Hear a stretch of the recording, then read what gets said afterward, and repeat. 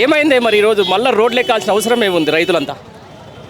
కాంగ్రెస్ ప్రభుత్వం అంటే రైతు రుణమాఫీ అనేది బోగస్ మాఫీ. ఎవరికి కూడా 2 లక్షల రుణమాఫీ కాలేదు.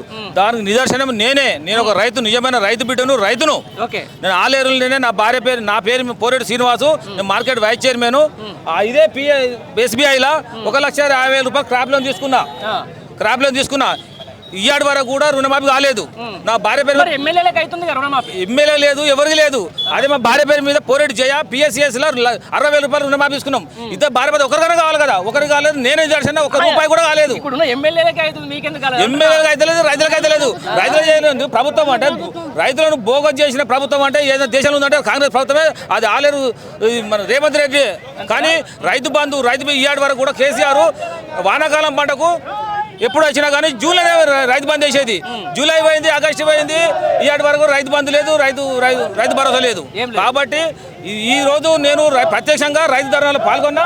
నాకు 2 లక్షల రుణమాఫీ కావాలి, నా భార్యకు 1,60,000 రూపాయలు రుణమాఫీ కాలేదు. కాబట్టి 100% తప్పు. ఎవరికి రుణమాఫీ కాలేదు ప్రముఖం తెలియజేస్తున్నా. మీరేమంటారే? రైతులకు రుణమాఫీ అనేది అంతా బోగసు, కళ్ళబొల్లి మాటలు చెప్పి కాంగ్రెస్ ప్రభుత్వం ఏర్పడిన తర్వాత మహిళలకు 2,500 రూపాయలు ఇస్తా అన్నారు.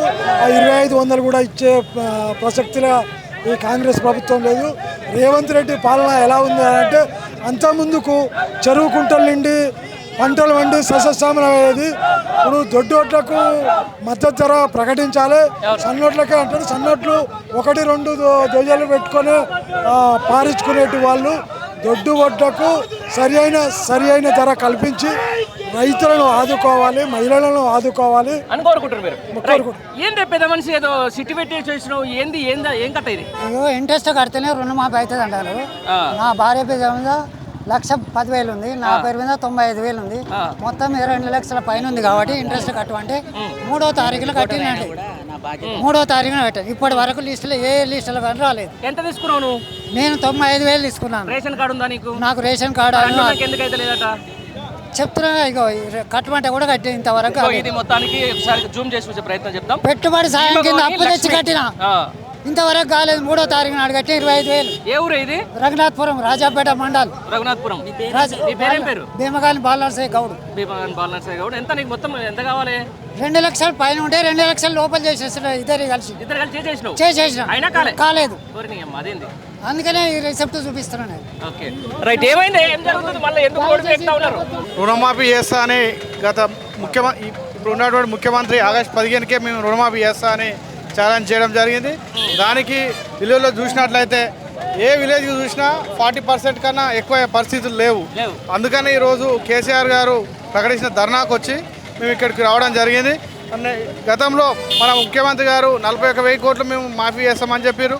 41 కాదు, మేము 31,000 కోట్లు అన్నారు. బడ్జెట్లో 26,000 కోట్ల రూపాయలు పెట్టారు. తీరా చేస్తే 17,000 కోట్లు అని చెప్తారు. ఏ విలేజ్లో కూడా రాలేదు. కాబట్టి ధర్నా చేసైనా మరి హరీష్ రావు గారు అందరూ చేపిస్తారని పెద్ద ఎత్తున రైతులు రావడం జరిగింది. రైట్. ఏంది మీ బాధ? ఇలాక నుంచి ఏదో చెప్పాలనుకుంటున్నావు, ఏం జరిగింది అసలు? నీ పేరేం పేరు? నా పేరు సిద్ధార్థ, మాది యాదాద్రి జిల్లా ఆలేరు మండలం కొల్లూరు గ్రామం. ఓకే, ఏం చేస్తారు మీరు? నేను రైతును, రిపోర్టర్. ఓహో, నువ్వు రిపోర్టర్ కూడా? అయినా కూడా నేను ఇన్ని వార్తలు రాస్తున్నా, అన్ని చేస్తున్నా కానీ మాకు కూడా రుణమాఫీ కాలేదు సార్. అదేంది? అది ఏదో అర్థమైతే లేదు. నాకు రేషన్ కార్డు లేదు, సామాన్య రైతులకు అయితే రేషన్ కార్డు లేదు. ఎలాంటి షరతులు లేకుండా రుణమాఫీ చేయాలి. ఇదే కాంగ్రెస్ లో ఉన్న ఎమ్మెల్యేలకు రుణమాఫీ అయింది. ఏంది అంత ఏందో? ఇప్పుడు ఇచ్చిన మాట ప్రకారము కాంగ్రెస్ పార్టీని ప్రజలు ఆహ్వానించారు. అందరికి రుణమాఫీ వర్తింపజేయాలి. ఇప్పుడు ప్రసాదం పెడతాం సార్, అందరికి పెట్టాలి.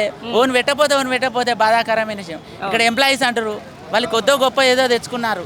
వారికి కూడా గతంలో బీఆర్ఎస్ పార్టీ కేసీఆర్ గారు అందరికి రుణమాఫీ చేసిండు, ఎంప్లాయీస్ కూడా అని కూడా. అలాంటి వాళ్ళకు కూడా కొద్దో గొప్ప తెచ్చుకున్నారు. వాళ్ళకి లేదు. రేషన్ కార్డు అని పెట్టి రేషన్ కార్డు లేని వాళ్ళు 1,000 మంది ఉన్నారు ఈరోజు. వాళ్ళకు మొత్తం రోడ్డును బట్టి పాపం బంగారం కుదబెట్టిర్రు. ఏదో కొద్దో గొప్ప పంట పండించుకుందాం అని పత్తి, వరి, కంది చేనులు వేసుకునే వాళ్ళు ఇంత అప్పు తెచ్చుకొని కోఆపరేటివ్ బ్యాంకులో తెచ్చుకొని ఈరోజు తెచ్చుకున్న వాళ్ళు ఈరోజు మొత్తం పాపం వాళ్ళకు కూడా రేషన్ కార్డు లేకుండా వాళ్ళకు కూడా రుణమాఫీ కాలేదు. చాలా బాధాకరమైన విషయం.